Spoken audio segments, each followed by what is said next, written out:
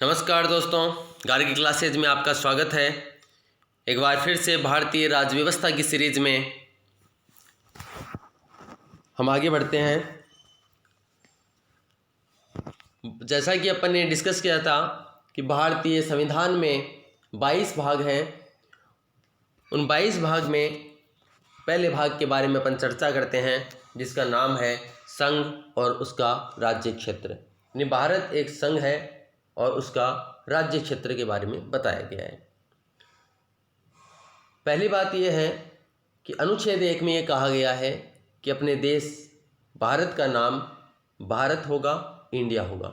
India that is Bharat. तो संविधान में अपने देश के दो नाम हैं, इंडिया और भारत। कौन से अनुच्छेद में है? अनुच्छेद 1 में है। भारत राज्यों का संघ है, यूनियन ऑफ स्टेट है भारत। बड़े ध्यान से सुनना इस बात को, बहुत इंपॉर्टेंट है। भारत यूनियन ऑफ स्टेट है, न कि फेडरल ऑफ स्टेट। यानी राज्यों का संघ, इसकी अंग्रेजी होती है यूनियन ऑफ स्टेट और इसकी अंग्रेजी होती है फेडरल ऑफ स्टेट भी। लेकिन भारत यूनियन ऑफ स्टेट है, न कि फेडरल ऑफ स्टेट, जबकि अमेरिका फेडरल ऑफ स्टेट है। कहीं भी भारतीय संविधान में फेडरल शब्द का प्रयोग नहीं किया गया है। यदि आप लोगों ने मेरे अधिनियम वाले वीडियो देखे हों तो जब अपन ने अनुच्छेद 1919 भारत शासन अधिनियम, भारत परिषद अधिनियम 1919 का डिस्कशन किया था, तब मैंने आपको बताया था कि एक लोक सेवा आयोग के गठन करने का प्रावधान था और 1935 के अधिनियम में उसका नाम रख दिया गया संघ लोक सेवा आयोग। लेकिन जो संघ वर्ड था उसकी अंग्रेजी थी फेडरल और वर्तमान में क्या है? Union, UPSC, union public service commission. Hindi version वही है, संघ लोक सेवा आयोग। 1935 के अधिनियम में भी संघ लोक सेवा आयोग, लेकिन वो संघ लोक सेवा आयोग जो 1935 का था उसमें संघ की अंग्रेजी थी फेडरल।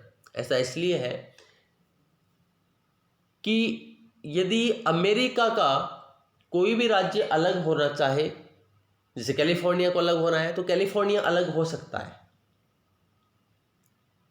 लेकिन भारत का कोई भी राज्य अलग होना चाहे तो अलग नहीं हो सकता है।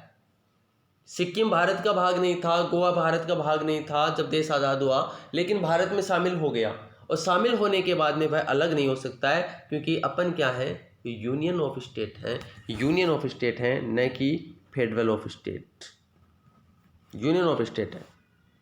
आई होप कि आप समझ चुके होंगे, बहुत इंपॉर्टेंट बात है। एक और बात मैं आपको बताना चाहता हूँ। एक क्वेश्चन आता है कि भारतीय संविधान में संघीय शब्द का प्रयोग कहाँ किया गया है? संघीय।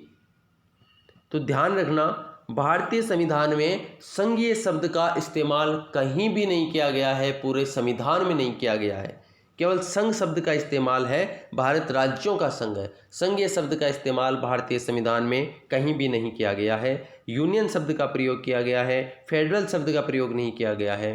बावजूद ये माना जाता है कि भारत एक फेडरल देश है। डॉक्टर भीमराव अंबेडकर के अनुसार भारत शांति काल में फेडरल है।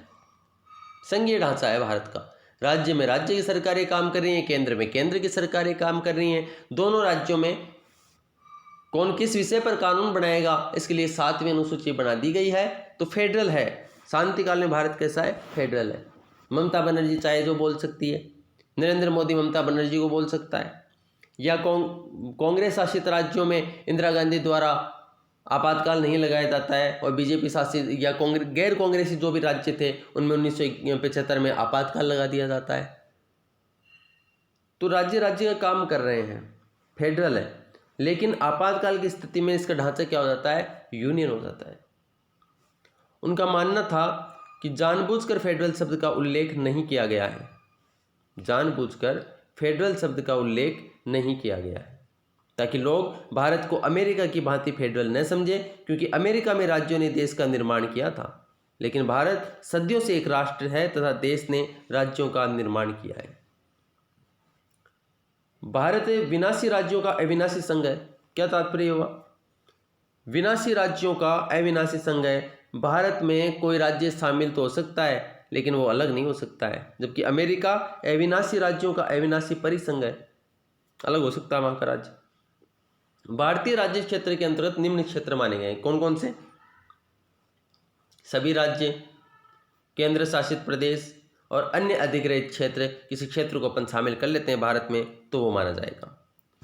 भारतीय संविधान अर्ध परिसंघीय है, क्वासी फेडरल है, अर्ध परिसंघीय है भारतीय संविधान। फिर बात करते हैं अपन अनुच्छेद 2 की। अनुच्छेद 2 में क्या है कि भारत में किसी भी नए राज्य की स्थापना की जा सकती है। नए राज्य की स्थापना की बात करता है अनुच्छेद 2। यह अनुच्छेद संसद को अधिकार देता है कि वह जो भी शर्तें उचित लगे उनके आधार पर किसी भी नए राज्य की स्थापना कर सकती है। उसे भारत में भारतीय संघ में मिलाया जा सकता है। यह अनुच्छेद इंडियन यूनियन टेरिटरी के बाहर के क्षेत्रों के लिए है, जो भारतीय संघ के बाहर के क्षेत्र हैं उनके लिए है अनुच्छेद 2। और जैसे ही बाहर का क्षेत्र भारत में मिल गया, वहाँ के नागरिक भारत के नागरिक, ठप्पा लग गया कि ये भारत, वो अनुच्छेद 1 में शामिल हो गए, अधिग्रहित क्षेत्र में आ गए। अनुच्छेद 3, केंद्र को यह अधिकार है कि वह किसी भी राज्य का विभाजन कर सकता है, राज्यों की सीमा में कटौती कर सकता है, सीमा में बढ़ा सकता है, बदलाव कर सकता है, नाम परिवर्तित कर सकता है। ये अधिकार है केंद्र को। और केंद्र को अधिकार का मतलब ये काम करेगा कौन? ये काम किया जाएगा भारत की विधायिका अर्थात संसद के द्वारा। तो नए राज्य के गठन का प्रावधान अनुच्छेद 3 में नए राज्य का गठन हो सकता है। कैसे होगा? सर्वप्रथम राष्ट्रपति इस आशय का प्रस्ताव प्रभावित होने वाले राज्यों को भेजता है, राज्यों को भेजता है। राज्य के विधानमंडल इस पर विचार करते हैं कि भाई आपके राज्य में नए राज्य की सीमा को मिलाया जा रहा है, या आपके राज्य की सीमा में से कुछ भाग दूसरे राज्य में, जैसे आंध्र प्रदेश, तेलंगाना में। तो राष्ट्रपति प्रस्ताव को वापस लौटाने की समय सीमा निर्धारित करता है। राष्ट्रपति निर्धारित करेगा कि जो हमने प्रस्ताव भेजा है विधानमंडल को, वह प्रस्ताव हमें इतने टाइम में बताइए कि आप इस पर सहमत हैं या नहीं। राष्ट्रपति समय सीमा में बदलाव भी कर सकता है और राज्य विधानमंडल की राय से प्रस्ताव पर कोई प्रभाव नहीं पड़ता है। कहने का मतलब, यदि राज्य विधानमंडल ने कह दिया कि आंध्र प्रदेश से तेलंगाना अलग नहीं होगा या होगा, लेकिन डिपेंड करेगा संसद पर, केंद्र पर, उसकी मर्जी होगी तो अलग करेगा, नहीं होगी। ये केवल राय है, विधानमंडल की केवल राय ली जा रही है। नए राज्य के गठन से संबंधित विधेयक राष्ट्रपति की पूर्व अनुमति से पेश किए जाते हैं। आगे अपन पढ़ेंगे। 4 विधेयक ऐसे हैं पूरे संविधान में जो यदि प्रस्तुत करने हो संसद में तो पहले राष्ट्रपति की अनुमति लेनी होती है।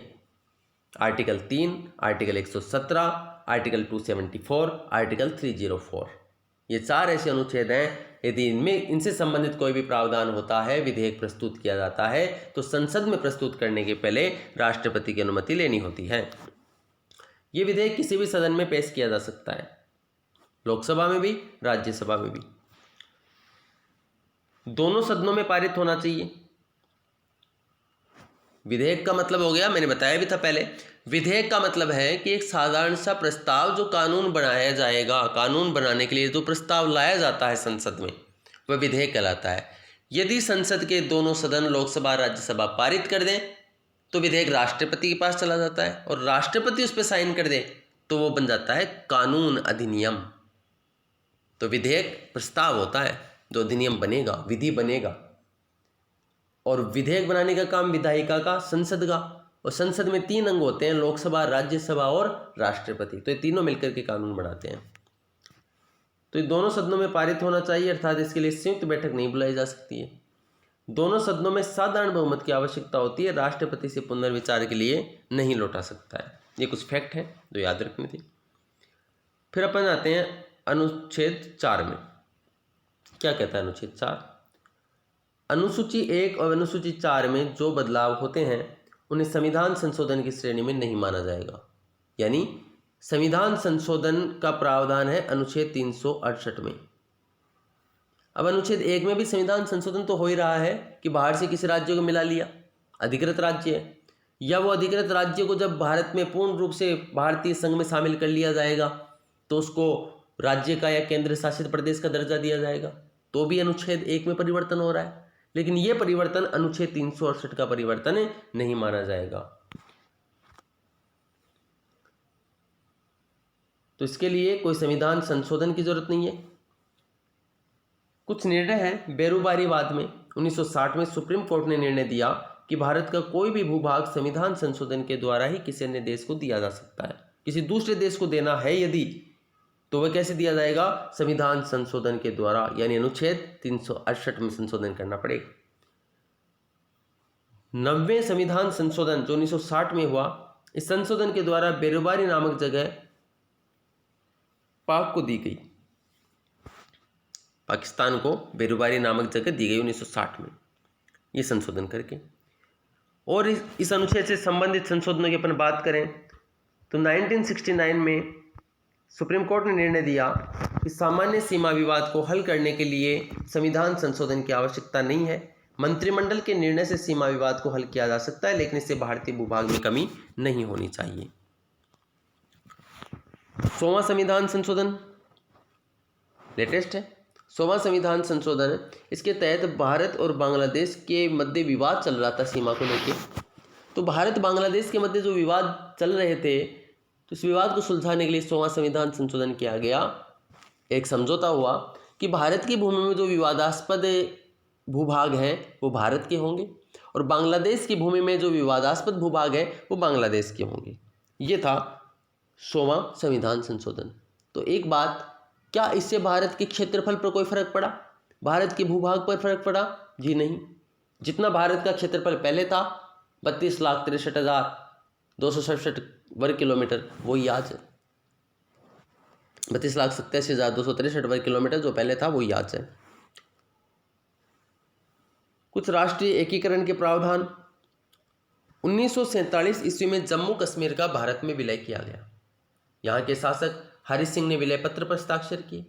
1948 ईस्वी में जूनागढ़ एक ऐसी रियासत थी जिसका भारत में विलय किया गया। किस आधार पर? जनमत के आधार पर। यहाँ पर विलय पत्र के द्वारा जम्मू कश्मीर में।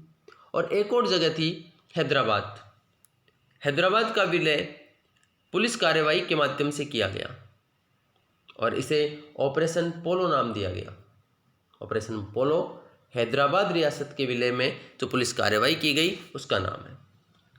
1954 में पौंडीचेरी, यनम, करेकाल, माहे, चंद्रनगर ये फ्रांसीसी राज्य के अधीन थे, फ्रांसीसी उपनिवेश थे, तो इनसे इनको आज़ाद कराया गया, भारत में शामिल किया गया। पुर्तगाल के अंडर में थे दादर नागर हवेली। गोवा, दमन, दीव भी पुर्तगाल के अंडर में थे, लेकिन गोवा, दमन, दीव 1961 में आज़ाद करवाए गए, जबकि दादर नागर हवेली 1954 में। गोवा भी प्रारंभ में केंद्र शासित प्रदेश था, लेकिन इसे बाद में राज्य का दर्जा दे दिया गया। 10वें संविधान संशोधन के द्वारा दादर नागर हवेली का विलय भारत में किया गया, इसे यूनियन टेरिटरी यानी केंद्र शासित प्रदेश बनाया गया। 12वें संविधान संशोधन के द्वारा गोवा, दमन, दीव का विलय भारत में किया गया, इन्हें भी केंद्र शासित प्रदेश बनाया गया। 14वें संविधान संशोधन के द्वारा पौंडीचेरी, यनम, माहे, करेकल, चंद्रनगर को भारत में मिलाया गया। चंद्रनगर का विलय वेस्ट बंगाल में किया गया, वर्तमान में चंद्रनगर, जबकि शेष को यूटी बनाया गया। फिर बात करते हैं अपन सिक्किम की। सिक्किम में चौग्याल का शासन था। सिक्किम में चौग्याल का शासन था। हमारे संविधान में इसे रक्षित राज्य का दर्जा दिया गया था जब निर्माण किया गया था। और भारत के पास 3 विषय थे, रक्षा, विदेश, संचार। यानी सिक्किम के संबंध में निर्णय जो लेने थे भारत को, वो रक्षा, विदेश, संचार से संबंधित निर्णय भारत लेता था। बाकी जो भी निर्णय थे ये सिक्किम खुद लेता था, यानी अन्य विषय चौग्याल के पास थे। 35वें संविधान संशोधन के द्वारा सिक्किम को सहायक राज्य का दर्जा दिया गया और इसका प्रावधान करने के लिए आर्टिकल 2A और 10वीं अनुसूची संविधान में शामिल किए गए। अनुसूची बनाई गई थी, फिर इसको हटा दिया गया था। ध्यान रखने की बात है, वर्तमान में जो 10वीं अनुसूची है वो दल बदल कानून से संबंधित है। तो एक एग्जाम में क्वेश्चन भी आया था कि ऐसी कौन सी अनुसूची है जिसे बनाया गया था फिर बाद में हटा दिया गया था। तो ध्यान रखने की बात है कि 35वें संविधान संशोधन के द्वारा एक अनुसूची बनाई गई थी 10वीं, और सिक्किम को सहायक राज्य का दर्जा दिया गया था। ठीक है। और बाद में कालांतर में सिक्किम में जनमत संग्रह करवाया गया और सिक्किम के जनमत संग्रह में से भारत में इसका विलय कर दिया गया। 36वां संविधान संशोधन हुआ, इसे सिक्किम भारत में पूर्ण रूप से विलय हो गया। यहाँ पर कैसा दर्जा था? सहायक राज्य का। तो 36वें संविधान संशोधन के द्वारा 10वीं अनुसूची को हटा दिया गया। तो 35 से तो जोड़ी गई और 36वें संविधान संशोधन से हटा दिया गया। फिर आता है राज्य का पुनर्गठन किस तरीके से होता है। तो राज्यों का पुनर्गठन धर आयोग 1948 ईस्वी में गठित हुआ। इस आयोग ने यह कहा था कि राज्यों का पुनर्गठन भाषा के आधार पर नहीं किया जाए, अस्वीकार कर दिया। फिर राज्यों के पुनर्गठन के लिए जेवीपी समिति का गठन किया गया 1948 में। जेवीपी समिति J for Jawaharlal Nehru, V for Vallabhbhai Patel और पी फॉर पट्टाभी सीतारमैया, इसलिए इसको जेवीपी कमेटी कहा गया। इस समिति ने भाषा के आधार पर राज्यों के पुनर्गठन की मांग को इसने भी अस्वीकार कर दिया, जैसा कि धर आयोग ने भी अस्वीकार किया और जेवीपी समिति ने भी इसे अस्वीकार कर दिया। लेकिन देश में लगातार भाषा के आधार पर राज्यों की मांग बढ़ती जा रही थी। सबसे ज़्यादा मांग तेलुगु भाषी लोग कर रहे थे और इनका प्रमुख नेता था रामुलु। रामुलु जी भूख हड़ताल पर बैठ गए और 56 दिन की भूख हड़ताल के बाद इनकी मृत्यु हो गई, इसलिए आंदोलन बहुत तीव्र हो गया और भाषाई आधार पर फिर आंध्र प्रदेश राज्य का गठन किया गया। ये पहला राज्य था जिसका भाषाई आधार पर गठन किया गया। ये भाषा के आधार पर बनने वाला पहला राज्य था। आंध्र प्रदेश बनने से ये मांग और अधिक हो गई। अब हर राज्य ये मांग करने लगा कि हमें भी भाषा के आधार पर अलग किया जाए। और वर्तमान में भी आपको मैं बताऊं, कर्नाटक में एक जगह है बेलगाम। बेलगाम मराठी भाषी क्षेत्र है, जबकि वो ये मांग करता है मैं बेलगाम कि हमें कर्नाटक में नहीं शामिल होना है, हमें भाषाई आधार पर महाराष्ट्र राज्य में शामिल करो। तो राज्य नहीं बल्कि ऐसे छोटे छोटे क्षेत्र भी भाषाई आधार पर दूसरे राज्यों में शामिल होना चाहते हैं। 1953 में फजल अली आयोग गठन किया गया। इसके प्रमुख इसमें सदस्य थे हृदयनाथ कुंजरू, के.एम. पणिकर और खुद फजल अली। तो 3 सदस्यीय आयोग था, हृदयनाथ कुंजरू और के.एम. पणिकर इसमें अन्य सदस्य थे। 1955 में इस आयोग ने अपनी अनुशंसाएं दी। देखो अपने कौन कौन से आयोग पढ़े हैं मेनली, धर आयोग, जेवीपी समिति और फजल अली आयोग। धर आयोग और जेवीपी समिति ने भाषाई आधार पर राज्यों की मांग को अस्वीकार कर दिया, लेकिन श्री रामुलु की मृत्यु के बाद में आंदोलन भड़का और केंद्र को अलग से आंध्र प्रदेश का गठन करना ही पड़ा। फिर फजल अली आयोग का गठन किया गया, जिसमें है हृदयनाथ कुंजरू, के.एम. पणिकर। 1955 में इस आयोग ने अपनी अनुशंसाएं दी कि भाई भाषाई आधार पर राज्यों का गठन किया जाना सही है या गलत है, इसलिए इस आयोग का गठन किया गया था। क्या क्या सिफारिशें थी इसने देखिए।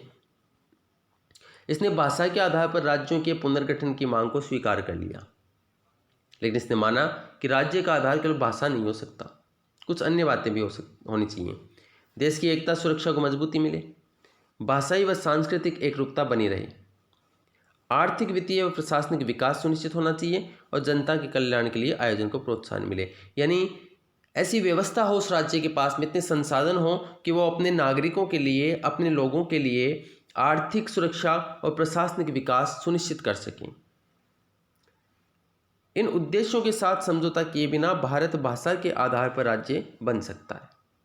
साथ इसने माना कि राज्यों की 4 श्रेणियों को समाप्त किया जाना चाहिए, इसके स्थान पर 2 श्रेणियां होनी चाहिए। तो ये कैटेगरी बनाई थी उन्होंने ब्रिटिशकालीन रियासतों, जिसका अब कोई इतना महत्व है नहीं, ठीक है। 2 ही आधार हो, राज्य और यूटी, बस। पहले कैटेगरी बनी थी ABCD, तो ये समाप्त की जाए और 2 ही आधार बनाए जाएं, ऐसा इन्होंने कहा। 7वें संविधान संशोधन 1956 के द्वारा इनकी अनुशंसाओं को लागू कर दिया गया और 1 नवंबर 1956 को, इंपॉर्टेंट डेट है, राजस्थान के संदर्भ में भी ये डेट आप लोगों ने बहुत याद की होगी। तो 1 नवंबर 1956 को ये संशोधन लागू हुआ। इस समय देश में 14 राज्य और 6 यूनियन टेरिटरीज थी। बाद में राज्यों की संख्या बढ़ती गई, फिर गुजरात 15वां राज्य बना, नागालैंड, उसके बाद में 1963 में हरियाणा का गठन हुआ, हिमाचल प्रदेश, मणिपुर, त्रिपुरा, मेघालय, और फिर वर्तमान में अपन देख रहे हैं कि किस तरीके से सिक्किम, मिजोरम, अरुणाचल प्रदेश, गोवा, 2000 में छत्तीसगढ़, उत्तराखंड, झारखंड और अब तेलंगाना। तो राज्यों की संख्या 29 हो चुकी है। नाम परिवर्तन की अपन बात करें तो कुछ राज्यों एवं संशासित क्षेत्रों के नामों में भी परिवर्तन किया गया है। संयुक्त प्रांत पहला राज्य था जिसका नाम परिवर्तित किया गया, इसका नाम है उत्तर प्रदेश। 1969 में मद्रास का नाम तमिलनाडु रखा गया। मैसूर का नया नाम कर्नाटक कर दिया गया। ठीक है। ऐसे छोटे छोटे द्वीपों के भी नाम यहाँ पे बदले के लक्षद्वीप नाम कर दिया गया, मिनिकॉय और अमिनी द्वीपिका। क्वेश्चन भी आता है मिनिकॉय द्वीप कौन से केंद्र शासित प्रदेश में है।